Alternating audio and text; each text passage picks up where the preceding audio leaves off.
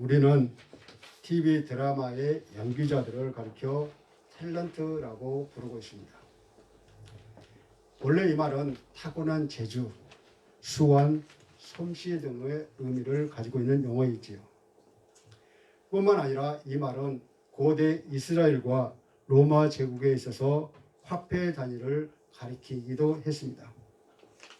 그러니까 탤런트의 어원은 그리스어 탈란톤, 즉 달란트에서 나왔습니다. 이 단어는 참다, 견디다, 겪다라는 뜻에서 유래되었어요. 이렇게 보면 예수님께서 일찍이 하나님께서 사람들에게 부으신 재능을 어떻게 사용할 것인가를 가르치기 위해 달란트 비유를 주신 것을 얼마나 깊은 의미가 있는지 모릅니다. 그리고 이와 더불어 오늘 본문을 통해서 저희들이 함께 볼 수 있는 것은 그의 깊은 의미가 있다는 것입니다. 그 역사적 배경을 살펴보며 이스라엘 백성은 여호와 하나님을 버렸기 때문에 하나님께서 바벨론 느부갓네살 왕을 통해서 징계를 내립니다. 그리고 예레미야의 선지자의 예언처럼 70년이 지난 후 이스라엘 백성들은 바벨론 포로에서 벗어나 가나안 땅으로 돌아왔습니다. 그들이 가나안 땅으로 돌아와서 이스라엘 백성들은 BC 516년에 예루살렘에 하나님의 성전을 재건했는데 성전을 재건하는 일련의 과정이 에스라서 1장부터 6장까지 기록되어 있습니다. 에스라 6장이 끝난 후에 7장의 첫머리에 이 일 후에라고 시작하고 있습니다. 여기서 이 일 후에라는 그런 말은 성전 재건 이후로 아주 긴 시간이 흘렀음을 보여주고 있는 것입니다. 다시 말씀드리면 에스라 6장과 7장 사이에 짧은 시간이 아니라 무려 58년이라는 세월이 흘렀다는 겁니다. 그러니까 성전을 재건한 지 58년의 세월이 흐른 뒤에 BC 458년에 2차 포로 귀환단에 에스라가 등장하는 것입니다. 가나안 땅으로 돌아온 이스라엘 백성들은 성전을 재건은 했지만은 하나님 말씀대로 율법을 온전히 지키지 못했던 것입니다. 오히려 그들은 이방 여인과 결혼함으로써 신앙의 정체성이 흔들리고 있었어요. 이스라엘 백성들은 성전에 있었지만 하나님의 말씀에서 떠난 삶을 살고 있었던 겁니다. 그래서 하나님은 말씀이 없는 예루살렘에서 하나님의 말씀을 충만한 그런 에스라를 부르신 것입니다. 본문 24절에서 30절을 보면 하나님의 부르심을 받은 에스라는 아하와 강가에 머물면서 하나님께 드릴 값비싼 예물을 완전하게 운반하기 위해서 치밀한 준비를 하고 있습니다. 우리는 오늘 본문을 통해서 에스라가 팔레스타인에 도착할 때까지 현명하게 달란트를 취급하는 방법이 우리에게 어떤 교훈을 주고 있는지, 그것이 예수님의 달란트 비유와 비교하면서 살펴보겠습니다. 첫 번째로는 우리에게 다 맡겨주셨습니다. 에스라가 페르시아 정부 및 바벨론 거주 이스라엘 백성으로부터 증여받은 재물의 수량이 엄청났을 것입니다. 왜냐하면 페르시아 정부는 왕과 왕자의 생명을 보호받고 싶은 긴박감에서 그들에 대한 기도를 요청하기 위해서 수많은 재물을 에스라에게 주었던 것입니다. 또한 바벨론에 계속 남기로 하는 이스라엘 백성들도 재물을 헌납하면서 자신들의 하나님에 대한 그 사랑을 표현하려고 했을 것이기 때문입니다. 그래서 에스라에게 이 많은 재물들을 어떻게 취급하느냐에 당면 과제가 있었습니다. 그런데 그 그의 재물 취급 방식은 지극히 현명했어요. 그 많은 그 재물을 자신이 직접 관리하지 않았습니다. 대신 에스라는 그것을 운반할 때 자신과 함께 귀환하던 제사장과 레위 사람들하고 함께 그 관리를 맡겼습니다. 본문 24절을 다 같이 읽겠습니다. 시작. 그때 내가 제사장의 우두머리들 중 12명 곧 세레바와 하사바와 그 형제 10명을 따로 세우고 아멘. 에스라가 예루살렘으로 올라가던 중 아하와로 흐르는 강가에 머물러 있을 동안에 제사장의 우두머리 12명을 따로 불러 세웁니다. 하나님은 사람을 따로 세우고 그 사람들을 통해서 역사하십니다. 사실 에스라는 제사장이라는 신분이었기 때문에 비록 그 제물을 성전에 바치기 위해 바쳐진 것들이었지만 자기가 직접 관리를 해도 큰 반발이 부딪히지 않았을 것입니다. 그럴 경우 당시에 경제적인 어려움에 처해 있었던 종교계에 막강한 영향력을 행사할 수도 있었을 가능성이 없지 않았습니다. 또한 그 결과 이스라엘 공동체 전체에 대해서도 그의 영향력이 막강해지고 마치 세속적인 권세를 지닌 총독처럼 군림할 수도 있었던 것입니다. 그로 이로 말미암아 강제성을 띤 이스라엘 백성들의 개혁 조치는 보다 더 빨리 결실을 맺었을 것이고 더 그러한 가능성도 컸을 것입니다. 그러나 에스라는 세상적 방법을 단호히 거절합니다. 그런 세상적 방법에 의한 개혁 조치는 근본적인 해결책이 되지 못함을 분명히 알고 있었기 때문이죠. 그리고는 바벨론에서 가지고 온 은과 금과 그릇들은 제사장의 12우두머리와 레일, 세레바와 하사바에게 나누어 맡깁니다. 여기서 에스라가 제사장과 레위인들을 함께 구별시킨 것은 제사장들은 거룩한 물건을 취급하는 책임자이고 레위인들은 그것을 운반하는 등 모든 부수적인 업무를 담당해야 하는 그런 책임자들이기 때문입니다. 본문 26절을 다 같이 읽겠습니다. 시작. 내가 달아서 그들 손에 준 것은 은이 650달란트요 은것이 100달란트요 금이 100달란트며 아멘.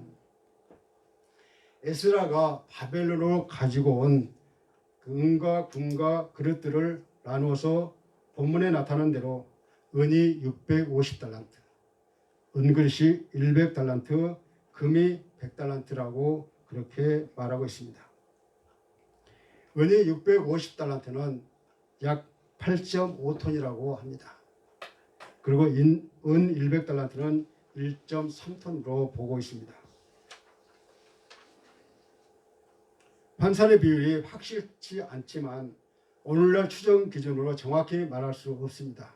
그러나 대단한 양이었음은 분명합니다. 아마 지금의 경제 가치로 환산해 볼 때 수백억 원에 해당하는 엄청난 것입니다. 에스라는 그때 그것을 분명히 제사장들에게 나누어 줬던 겁니다.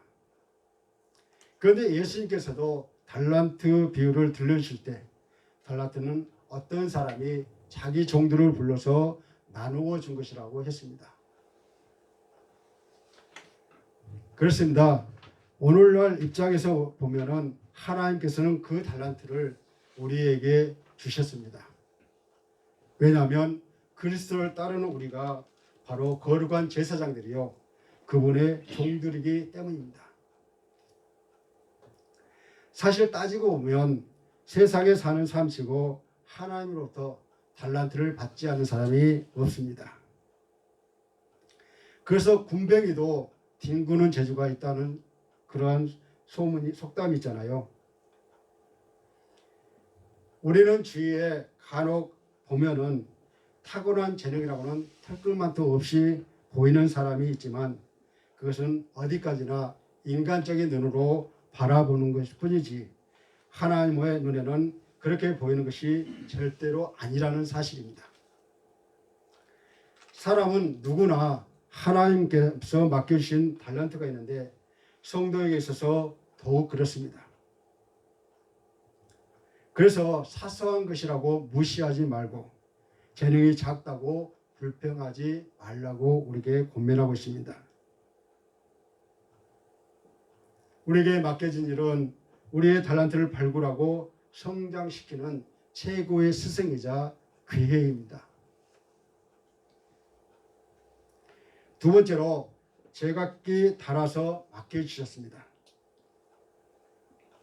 에스라가 제사장들에게 은과 금과 그릇을 분배해 줄 때 아무렇게나 아구자기로 나누어 준 것이 아니었다는 점에 우리는 주의를 기울일 필요가 있습니다.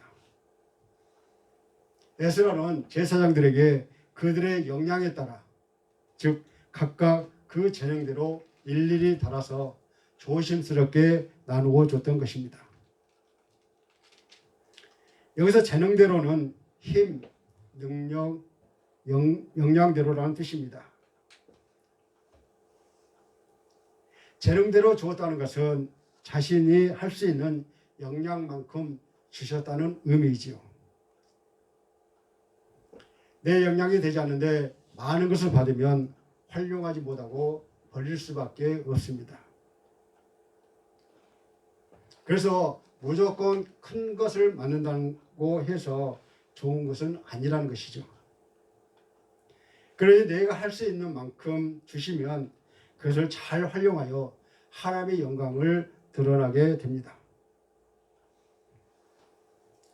25절 마지막 부분에서 달아서 주었으니 26절에서 내가 달아서 그들 손에 준 것이라는 기록들이 그 사실을 반증해 주고 있습니다. 이전과 비교해 볼 때 예수님의 비유에도 이와 동일한 분배 방법이 나타납니다. 예수님께서도 제자들에게 어떤 사람이 자기 종들을 불러 세운 다음에 각각 그 재능에 따라 5달란트, 2달란트, 1달란트를 주었던 이야기를 했습니다. 그렇습니다. 하나님께서 우리에게 맡겨주신 달란트는 그 종류가 똑같거나 그 분량이 일정한 것은 절대 아닙니다. 이는 하나님께서 각 사람의 재능대로 역량에 맞게 저마다 알맞게 분배해 주신 데서 기인한 일이기 때문입니다. 가령 무엇을 만드는 그러한 재능만 하더라도 그 종류가 다양하고 그 같은 종류의 재능이라도 그 정도가 제각기 다르다는 것입니다. 그러므로 우리는 하나님께 받은 달란트가 무엇인가를 알고 그 정도가 얼마인가를 셈할 필요는 있지만 다른 사람과 비교하면서 불만하거나 불평하지 말 것을 우리에게 권면하고 있습니다. 그러나 오직 우리가 기억해야 할 것은 주님께서 우리에게 달란트를 맡기셨다는 겁니다. 내가 받은 달란트를 과소평가하여 소홀히 대하지 말고 하나님께서 부족한 나에게 달란트를 맡기셨음에 감사하며 온 힘과 정성을 다해 맡은 달란트에 최선을 다하고 또한 소유한 달란트를 잘 활용하여 많은 열매를 거두어야 합니다. 왜냐하면 하나님께서 우리에게 각각의 달란트를 맡기신 것은 그것으로 선한 열매를 거두기 위함이기 때문입니다. 하나님은 5달란트를 맡긴 자나 2달란트를 맡긴 자가 똑같이 최선을 다해서 자신의 사명을 감당할 때 차별 없이 똑같이 칭찬하시고 동일한 상급을 주셨습니다. 그러므로 우리가 해야 할 일은 하나님께서 나에게 주신 재능대로 최선을 다해 사는 삶입니다.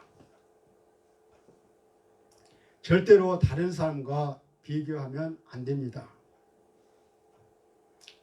또한 섭섭해할 필요도 없습니다. 그것이 하나님께 영광을 올려드리는 것입니다. 그래서 28절에서 이렇게 말합니다. 다 같이 읽겠습니다. 시작. 내가 그들에게 이르되 너희는 여호와께 거룩한 자요 이 그릇도 거룩하고 그 은과 금은 너희 조상들의 하나님 여호와께 즐거이 드린 예물이니 아멘. 여기서 거룩한이란 봉헌하다 혹은 구별하다라는 뜻을 가진 동사에서 온 형용사로 하나님께 특별히 바쳐짐으로써 인간들에 의해 함부로 다루어질 수 없게끔 된 상태를 표현하고 있습니다. 그래서 여호와께 거룩한 자란 제사장 및 레위인들이 특별히 일반 백성들과 구별되었을 뿐만 아니라 하나님께 바쳐진 신분이었음을 보여주고 있습니다. 그러나 그들은 지금까지 거룩한 삶을 살지 못했습니다. 그러나 예루살렘으로 귀환을 결단한 지금은 거룩한 사람이 되었음을 깨우쳐 주었어요. 금과 은과 그릇까지 거룩하다고 했습니다. 이것들도 즐거이 조상들의 하나님께 바쳐진 것이기 때문입니다. 그래서 성전까지 가지고 갈 때까지 잘 지킬 것을 말하고 있습니다. 이런 거룩성은 거룩히 구별된 제사장, 레위인만 그것을 다뤄야 한다는 이유입니다. 그들은 이것을 하나님의 성전에 가져가서 제사장과 레위 사람들과 이스라엘 족장 앞에서 무게를 달기까지 조심히 지켜야 합니다. 그래서 제사장들과 레위 사람들은 은과 금과 그릇을 예루살렘 성전으로 가져가기 위해 그 무게를 받아 관리했던 겁니다. 이처럼 하나님의 일을 하고 또 하나님께 드리는 가장 중요한 것은 바로 거룩입니다. 하나님께서는 내가 거룩하니 너희도 거룩하라고 말씀하셨어요. 그리고 구약 시대 때 레위 지파를 따로 구별하시고 그들을 하나님의 성전을 위한 제사장으로 삼으셔서 거룩하신 하나님과 성막을 위한 직무를 봉사하게 하셨습니다. 하지만 이제 신약의 시대로 돌아오면서 우리는 더 이상 레위 지파와 같은 인간 중보자를 통하지 않고 하나님과 직접 예배하고 주님과 소통하게 되었습니다. 그래서 베드로는 우리 모두가 왕 같은 제사장이라고 말하고 있습니다. 세 번째로 천국을 위해서 맡겨주셨습니다. 이제 우리가 주목해야 할 것은 바로 에스라가 제사장들에게 어떤 일의 목적을 위해 달란트를 맡겨주었나 하는 것입니다. 그것은 바벨론에서 금, 은, 그릇들을 가지고 나올 때부터 뚜렷했어요. 본문 25절 후반부를 다 같이 읽겠습니다. 시작. 우리 하나님의 성전을 위하여 드린 은과 금과 그릇들을 달아서 주었으니 아멘. 하나님의 성전을 위하여라는 한마디의 기록이 그 점을 단적으로 우리에게 보여주고 있습니다. 그러니까 그 달란트들은 모두 하나님의 성전을 장식하기 위함이었던 것입니다. 그런데 이런 교훈은 예수님의 달란트의 비유와 일치되는 것입니다. 예수님께서 보여주신 그 달란트 비유 역시 천국을 비유하는 것이었기 때문입니다.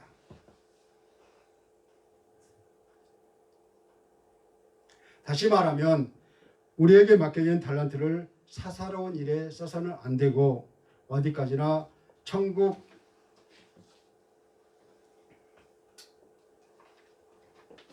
천국을 이 땅에 이룩하는 일에만 써야 한다는 것이 예수님께서 들려주셨던 비유의 교훈이었던 것입니다.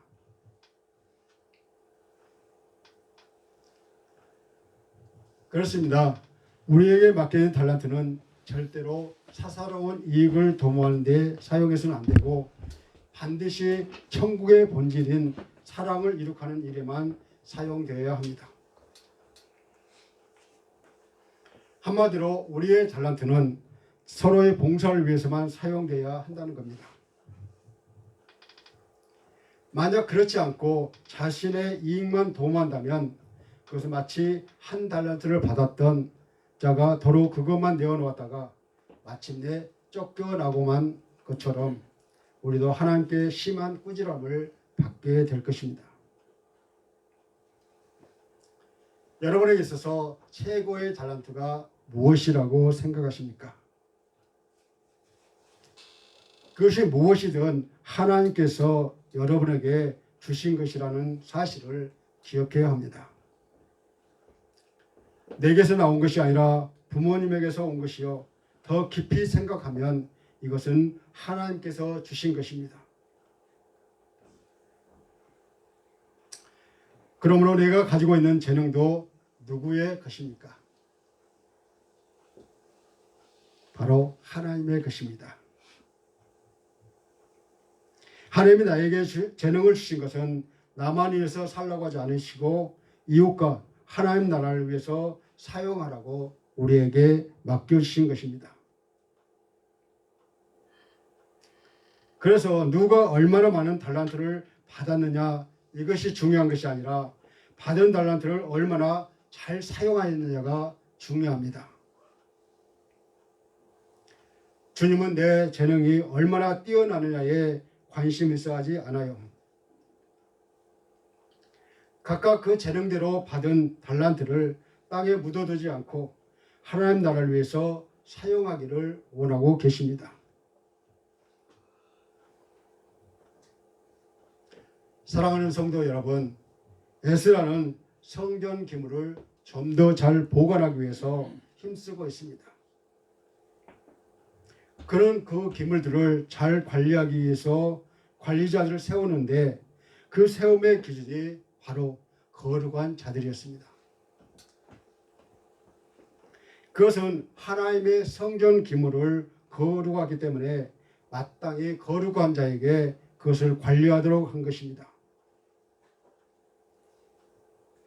이처럼 하나님께서는 그의 일을 맡기시고 그분의 사명을 맡기실 때 우리에게 그분의 일이 거룩하기 때문에 그것을 맡아서 행하기에 합당한 거룩성을 가진 자를 찾아서 사용하실 것입니다. 그러므로 우리는 하나님께서 그분의 일을 맡기실 때 택함 받을 수 있는 거룩성을 가진 성도가 되도록 힘써야 할 것입니다.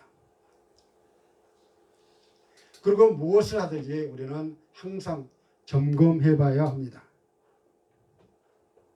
그 일을 하는 목적대로 준비가 되었는가? 때로는 많은 것이 준비되는데 가장 중요한 것이 빠져 있을 수 있습니다. 그리고 모든 것이 준비되었다 하더라도 하나님 앞에 엎드려야 합니다. 자기를 의지하지 않고 하나님을 온전히 믿는 그런 믿음이 필요하기 때문입니다. 이 믿음은 기도 응답으로 주어지는 참된 평안입니다. 말씀을 맺겠습니다. 예수님께서 들려주셨던 달란트 비유와 유사한 에스라가 제사장들에게 달란트를 맡겨주었던 일은 참 중요한 교훈을 우리에게 주고 있습니다. 왜냐하면 오늘 본문에 누구나 다 하나님께 달란트를 받았다는 점, 달란트는 제각기 역량에 따라 다르게 받았다는 점, 이 달란트는 반드시 천국을 위해 사용해야 한다는 점을 교훈하고 있기 때문입니다.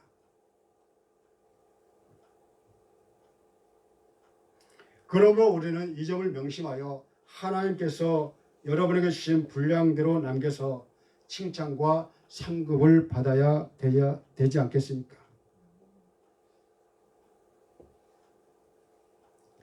이런 은혜가 저와 여러분에게 함께 하시기를 주님의 이름으로 간절히 축원합니다. 나는 에스라와 같이 하나님의 말씀을 전적으로 믿고 신뢰하고 살고 있는지 잠시 묵상하시겠습니다.